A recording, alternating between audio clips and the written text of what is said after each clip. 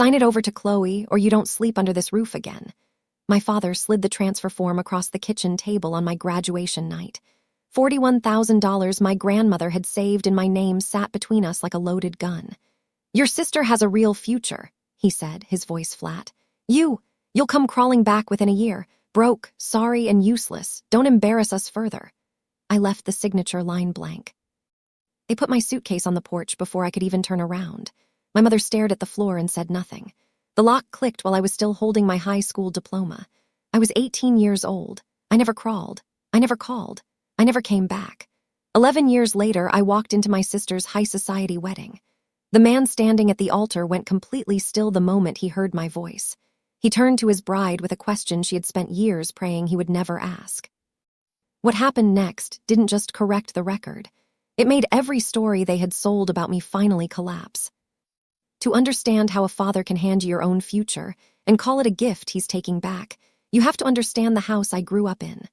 On the west side of Cleveland, our house ran on an invisible scoreboard. Nobody ever said so out loud, but everyone kept it. Chloe's report cards went on the refrigerator held up by a sunflower magnet. Mine went in a drawer in the hallway under the takeout menus. When Chloe brought home anything at all, my father would tell the neighbors about it over the fence. I was 2 years younger than Chloe, and I learned early what my role was. I was the one you didn't have to worry about. My mother said it like a compliment. Chloe's the dreamer, she'd tell people. Teresa, she's the one we don't have to think about. I used to hold on to that sentence like it meant I was trusted. It took me a long time to understand that it meant I was invisible. I told myself that being needed was a kind of being loved, carrying the weight of the house just to earn a place that was already supposed to be mine. The one person who never made me earn it was my grandmother, Ruth. She lived across town in a small brick house that smelled like coffee and cedar. The spring before I graduated, she sat me down at her kitchen table and showed me a folder. Inside was the account she had opened for me the year I was born. Birthdays, tax refunds, the money she made hemming other people's clothes. It becomes yours the day you turn 18, she said, pressing her worn, scratched leather watch into my hand. Don't let them talk you out of yourself. It was $41,000, the entire shape of a future. I was going to use it for nursing school. But 2 weeks before graduation, I heard my parents talking low in the kitchen. My father's voice came under the door. Once Teresa signs, we move the whole thing over to Chloe. It's a better bet. Teresa will never miss it. My grandmother's 18 years of hard work were supposed to become the ground floor for Chloe's new boutique wellness brand. Graduation was on a warm night in May. When we got home, my father was waiting at the kitchen table with a single sheet of paper turned to face my chair. A pen lay across it. The form was a transfer. My name at the top, Chloe's name below it, a blank line at the bottom waiting for a signature. This is the responsible thing, my father said. Chloe has a real chance here. Family invests where the return is. I said the thing I had never once said out loud in that house. I told him I wanted to use it for school for me. The temperature dropped. My father looked at me the way you look at a machine that has started making a sound it shouldn't. For you, he repeated. Since when do you get to be the plan? When I refused to pick up the pen, Chloe's face went cold. You're seriously doing this to me, she scoffed. That was the moment my father told me to pack a bag. Walking out, my phone buzzed in my pocket. A text from my mother. Come home when you're ready to do the right thing for this family. I turned the phone face down, picked up my suitcase, and walked toward the bus stop. That first night, I slept at a church shelter on a cot with a blanket that smelled like industrial soap. I kept checking my grandmother's watch in the dark. The next morning, I did the only thing I knew how to do. I went looking for work. A diner off Lorraine Avenue hired me for the overnight shift. Nobody at that diner knew my last name, and for the first time in my life, that felt like freedom instead of loss. I enrolled at the community college that fall, paying for it with diner tips instead of my grandmother's savings. I got my certification as a nursing assistant and started working on a floor for long-term care. I ran on 2 jobs and no sleep for the next 2 years. I studied for anatomy exams on the bus and did flashcards in the diner's walk-in cooler. Every time I wanted to quit, I heard my father's voice saying I would come crawling back. I got up and went to my next shift out of pure stubborn refusal to prove him right. I passed my nursing boards at 21. Sitting in a car with almost 200,000 miles on it, I called my grandmother. She picked up on the second ring. "My girl," she said. "I always knew." Somewhere in those years, without deciding to, I stopped waiting for my parents to call. I stopped flinching when the phone rang. Then my grandmother got sick. The diagnosis came fast, and it was not the kind you beat. I called my parents. I called Chloe. Chloe texted me back, so swamped with the launch. "Give Grandma my love. You've got this. You're the nurse." That was how my family said goodbye to their own responsibilities. They handed me the thing that was hard and heavy and called it a compliment. I was working full-time and driving to my grandmother's house every night, sleeping in a chair by her bed. Near the end, she reached for my wrist, for the watch still there, still ticking. "Keep it," she said. "And Teresa, stop earning love. You already had mine for free." She died with her hand in mine at 3 a.m. with no machines and no fuss. My parents came for the reading of the will, not for the woman. My father stood in her living room and demanded to know about the estate. There wasn't one. She had spent her last dollar on her own care. She left me an instruction: be the one who stays. The work grew around me. I became a hospice nurse, the one families asked for by name, the one they wanted in the room at the very end.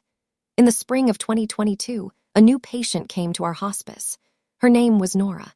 She was a widow whose only son, Wesley, was deployed overseas in the military. Nora talked about her son every night I sat with her. The thing that haunted her at the end wasn't dying. It was the thought of him carrying guilt for not being there. She worried about him, the way only a mother running out of days can worry. On her last coherent evening, Wesley got through on the phone for a few minutes. It was a bad connection, and afterward she was too weak to hold the phone herself. She asked me to record something for him. I propped my phone against the pillow and hit record. "Wesley," she said, her voice frail. "I wasn't alone. There's a nurse here, Teresa. She stayed every night. She has this old watch and she never once let go of my hand. Promise me you'll find her." Between her sentences, when her breath caught with fear, I leaned in close. My voice is on that recording, too. "I'm right here, Nora. Breathe. I've got you." She died before dawn, leaving a handwritten card for her son that simply read, "Find Teresa. Thank her for me. She was the one who stayed." I filed the chart. I went home. I thought that was the end of it. By the spring of 2026, I was 29 years old, coordinating a hospice team in Cleveland. I had built a life so far from that porch that I sometimes forgot it was the same lifetime. Then an envelope arrived with my sister's name on it in gold. A wedding invitation. Chloe and Wesley. I read my sister's name twice. I did not read the groom's name even once with any attention. Why would I? It was Chloe's name I was bracing against. I almost didn't go, but my old nursing mentor told me to go for the ending, not the apology. I packed one plain dress and went to Rosewood Hall. The moment I stepped inside, I understood exactly where I stood. The staff checked a list and seated me at the table by the back doors. "The family asked for that one specifically," they said. A large framed photo of my family hung near the entrance. I had been completely cropped out of it. My father found me and smirked. "Look who finally came back, told you." Chloe glided over in her gown, friendly but tense. "Let's keep it light tonight," she whispered. "No heavy work stories, okay? Wesley's family has been through a lot." I thought she was embarrassed by what I did for a living. I know now she was terrified. The ceremony began. The music swelled. I looked toward the altar as the groom turned around. He was a tall man in a military dress uniform holding a small silver picture frame. When the officiant asked the guests to rise, I stepped slightly into the aisle. Chloe looked over, her face turning pale. The groom's eyes scanned the room and locked onto mine. He went completely still. "Teresa," he breathed. The word carried through the silent hall. Chloe grabbed his arm, laughing nervously. "Honey, ignore her. That's just my estranged sister. She left us years ago, dropped out, and became unhinged." Wesley didn't look at her. He pulled away and walked down the altar steps, walking straight past his bride, down the long aisle toward me at the back of the room. He pulled out his phone, pressed a button, and held it up for the room to hear. A frail, recorded voice echoed through Rosewood Hall. "Wesley, I wasn't alone. There's a nurse here, Teresa. She stayed every night. She has this old watch." And then my voice filled the silence. "I'm right here, Nora. Breathe. I've got you." The entire room gasped. Wesley looked at my wrist, where my grandmother's scratched leather watch sat, perfectly matching the description his mother had left in her final letter. Tears filled his eyes. "You're the nurse," Wesley said, his voice trembling. "My mother's last card. She told me to find the woman who stayed." He turned slowly to look back at Chloe, who was standing frozen in front of 200 wealthy guests. Chloe told me her sister was a selfish addict who abandoned the family for money, Wesley said, his voice rising with disbelief and anger. She told me you refused to help anyone. I looked at my sister, whose face was completely drained of color. She lied, I said calmly. I was a hospice nurse. I was with your mother until 4 a.m. the night she passed. Wesley turned to face Chloe and my parents. You built our entire relationship on lies about the woman who held my dying mother's hand while I was at war. He took off his boutonniere, handed the silver frame to his best man, and looked my father dead in the eye. The wedding is off. My father tried to step in, his face red with rage, stammering about a misunderstanding. Wesley cut him off with a voice like steel. Do not speak to me. Wesley turned back to me, taking my hand with deep respect. Thank you, Teresa, for keeping your promise to my mother. I didn't say another word to my parents. I didn't need to.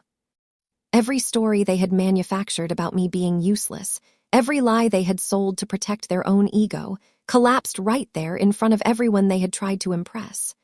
I turned around, walked out the back doors on my own terms, and drove home into the quiet night.